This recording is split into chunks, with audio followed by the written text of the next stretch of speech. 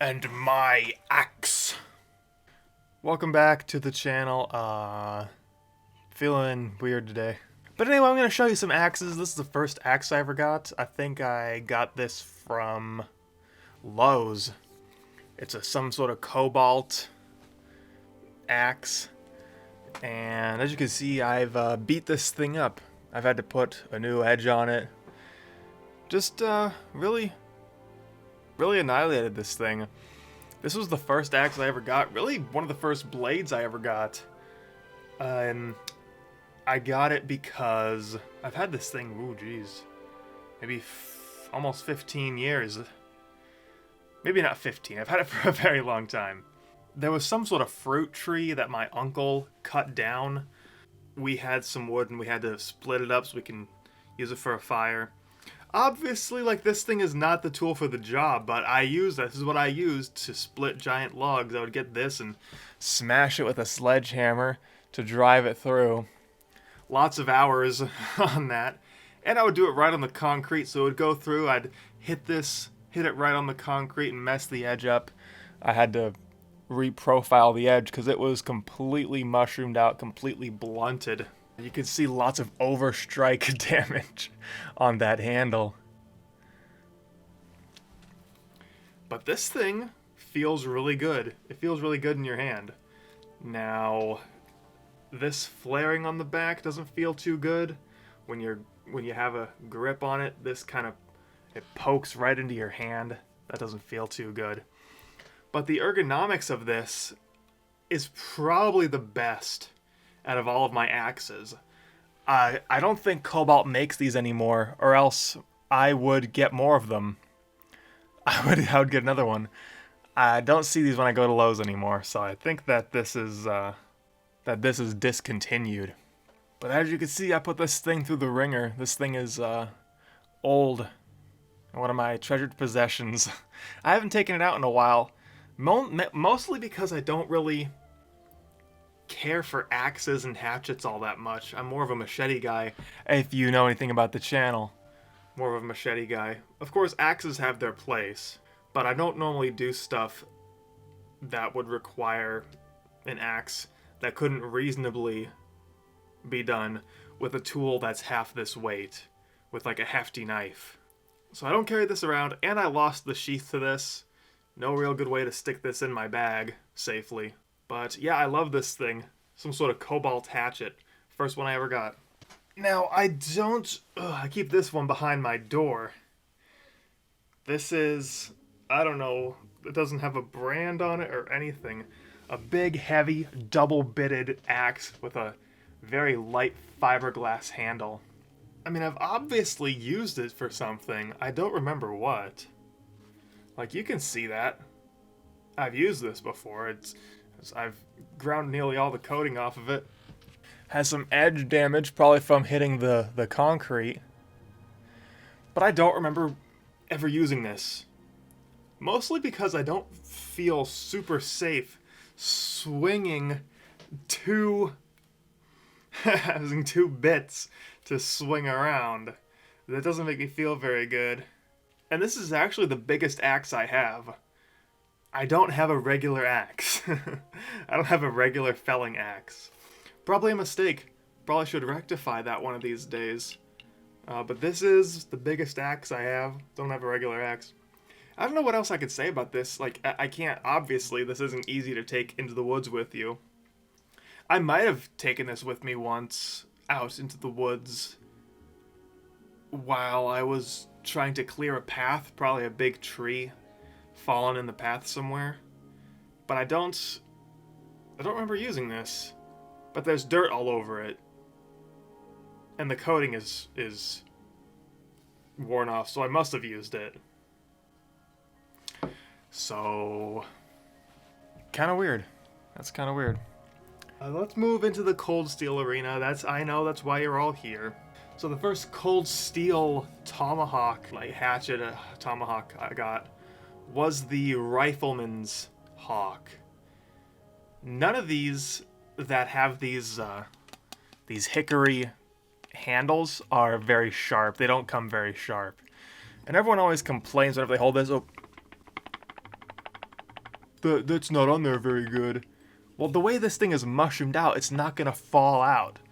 It's not in any danger. And there's a little screw right in there holding it in. So this thing is not gonna fall out. I've taken the screw out, and even then it's hard to get this head off. But yeah, these don't come sharp. I've tried to reprofile the edge a little bit. Still pretty dull. Not usable for any really fine work. The Rifleman's Hawk is heavy. This thing is heavy. And this handle is not ergonomic at all. Not ergonomic.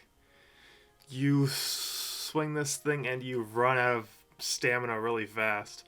And it really wears on your hand as you're swinging this. I do like the idea of this, though. Has this hammer head on the back for hammering tent stakes, and that's what I've used this for hammering tent stakes. Minor splitting. This will do minor splitting fairly decently. Obviously not like big logs, but medium logs it'll split. But the Rifleman's Hawk, it almost feels like this shaft should be like this long. This doesn't feel right. It feels too heavy in your hand. It doesn't feel good. The Rifleman's Hawk doesn't feel good in your hand. But I like it. I keep it right by my door. So, right around the middle mark, I will show you a tragic tale. A cautionary tale, if you will. This is the tale of what is this called? The freaking Warhawk, the mega super ultra tomahawk that the indestructible polypropylene snapped right at the bolt. I've warned of that happening before. I showed you on the two-handed katana machete that I cut the bottom off because this thing would shear right off at this nut. At that bolt right there, that thing would shear right off. So I cut it off before I could do that. And this is what happens to the virtually indestructible polypropylene.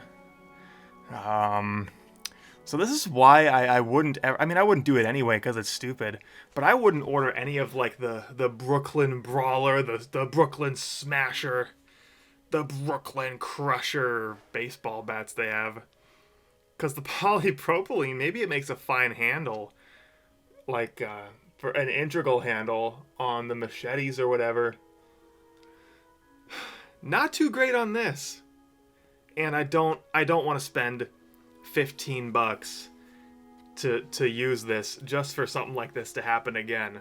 I don't feel good. I don't feel confident with the polypropylene handle. This thing, my friend threw it at a tree. Now, to be fair, that specific friend used 4,000 years of Chinese martial arts to throw this at a tree. So it couldn't handle the sheer tradition and power of 4,000 years of Chinese martial arts. But he threw it at a tree and this handle broke right off. And I think I remember him saying, I guess it can't take combat speeds or something. So this thing's just been sitting in my closet. We could take a look. This thing actually did come with a decent edge. This thing had a decent edge on it. I like the spike.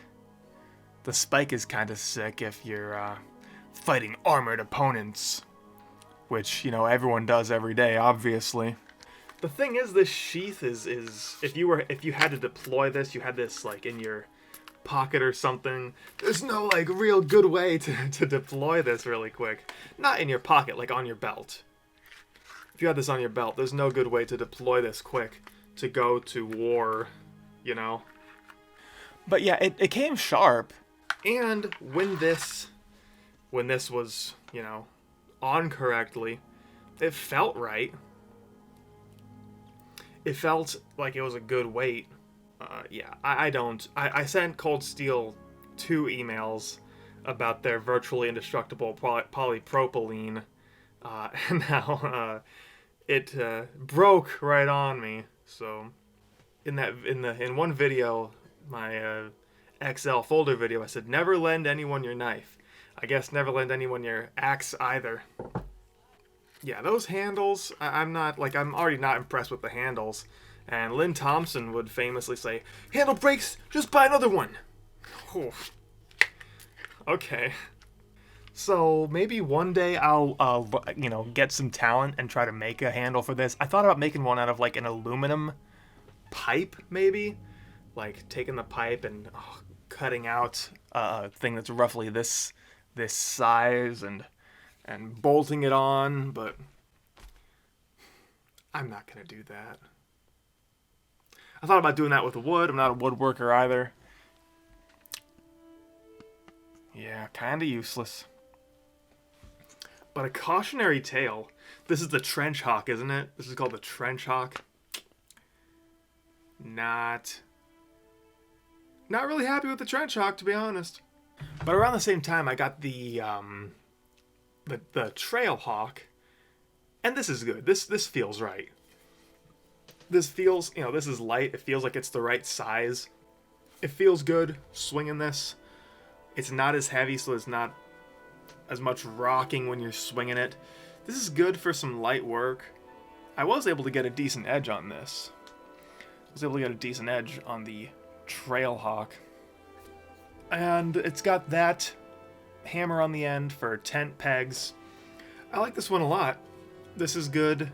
Yeah, minor splitting, little chopping.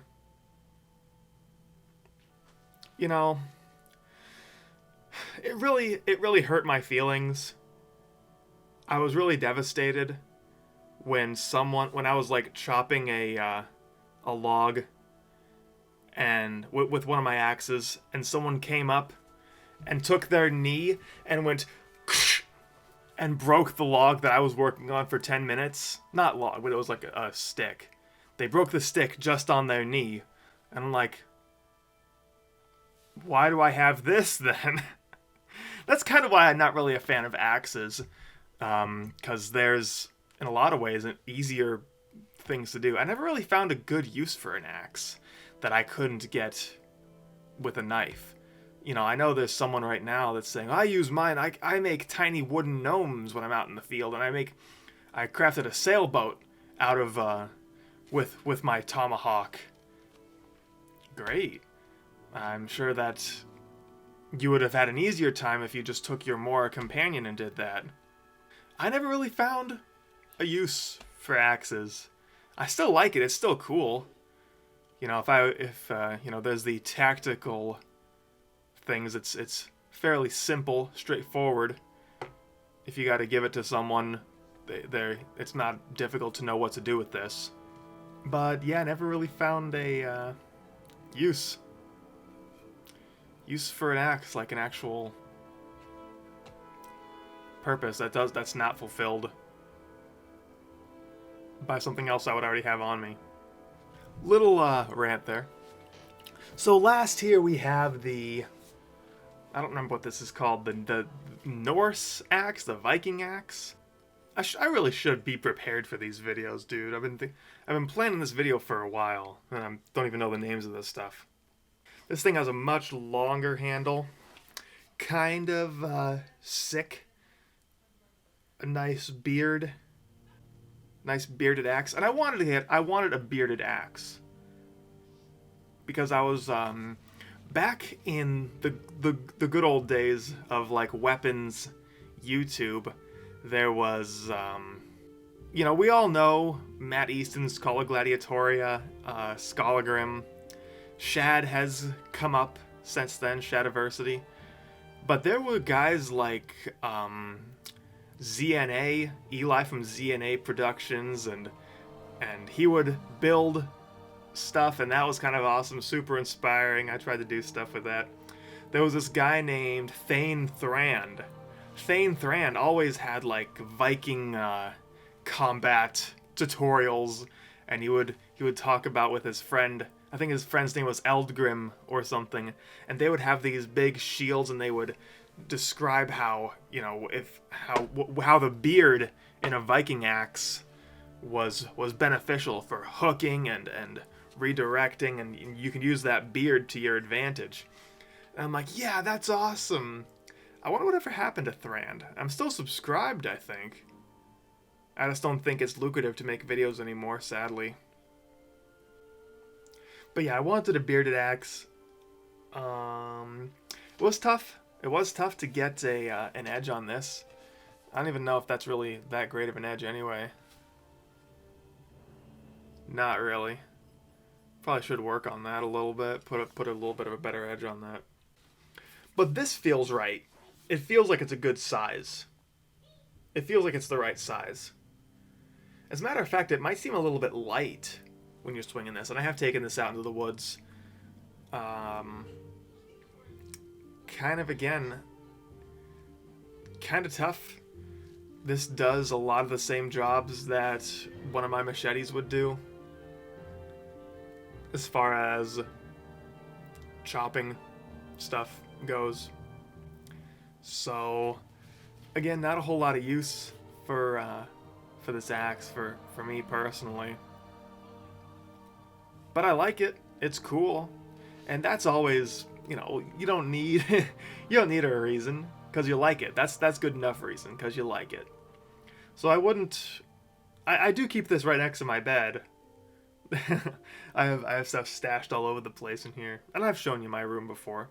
It is on the channel, my room tour, and you see how much of a psychopath I am. Something else Thrand did was he took the beard and flipped his head upside down. Now Cold Steel is actually selling those now with the beard or whatever going up, that it is kind of pointy. And he mentioned that he flips it upside down so that he adds thrusting to his axe. And I thought that was cool. Can't really do that because of the way that the head is tapered.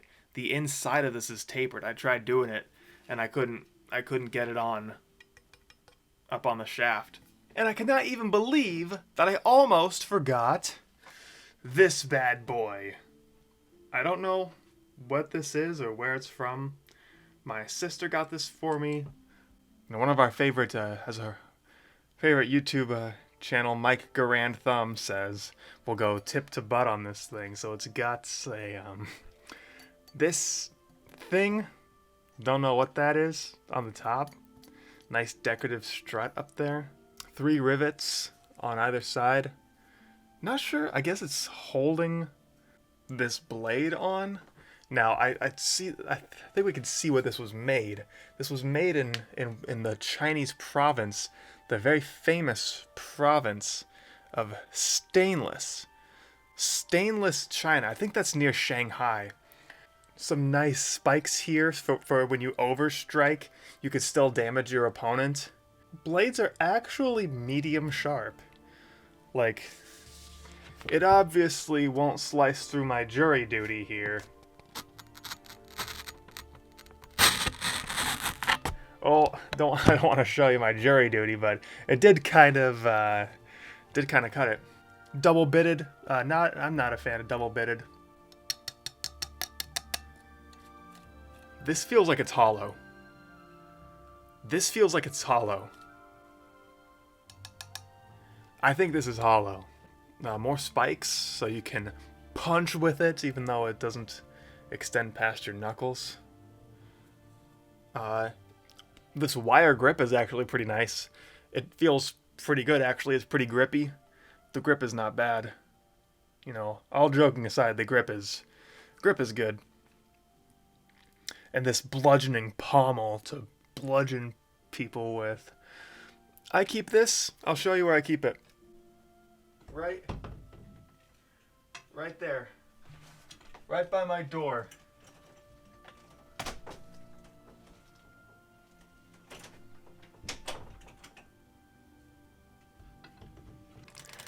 To ward off intruders and whatnot. So, that's all. That's all my axes. These things are... I don't find a whole lot of use for them. Go ahead and tell me what you use axes for. Because in my adventures and excursions, I don't usually find a whole lot of use for an axe. I never find myself saying, oh man, I wish I had an axe with me.